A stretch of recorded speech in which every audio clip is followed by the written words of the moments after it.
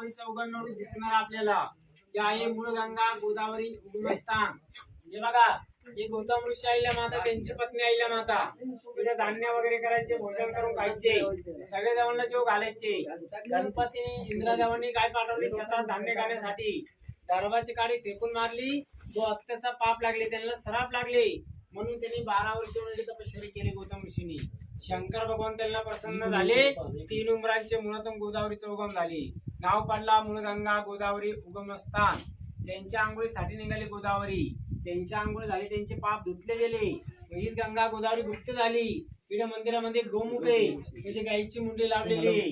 हेच पाणी गुप्त झालं, गोमुखात उतरली.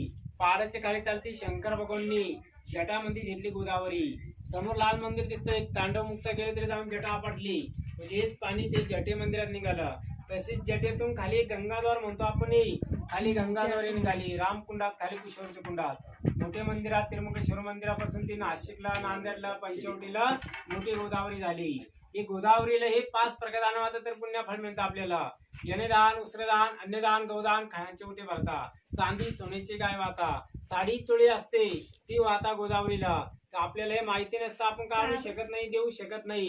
कमीत कमी एवढा डोंगर नेऊन आलो आपण, 200, 500, 1000 रुपये खर्च करून आलो आपण. गोदावरीला आपण काय आणू शकत नाही, देऊ शकत नाही. तसे गौतम ऋषी करून गोहत्याचा पाप लागले, त्यांचे पाप धुतले गेले. असे आपल्यापासून काही घडलं चुकलं असाल ते दूर झालं पाहिजे, घरात सुख शांती आली पाहिजे, बरकत आली पाहिजे.